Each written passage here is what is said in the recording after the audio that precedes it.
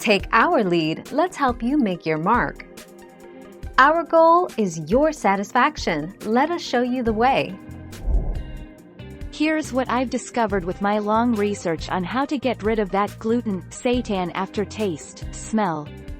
Try cooking it, whether bake or steam, at 220 F for double the time your recipe needs to cook. Add at least a tsp to a tablespoon of sugar. Add at least a tsp to a tablespoon of apple cider vinegar.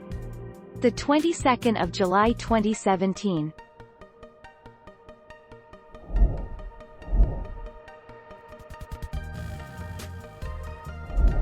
Make your mark, take our lead.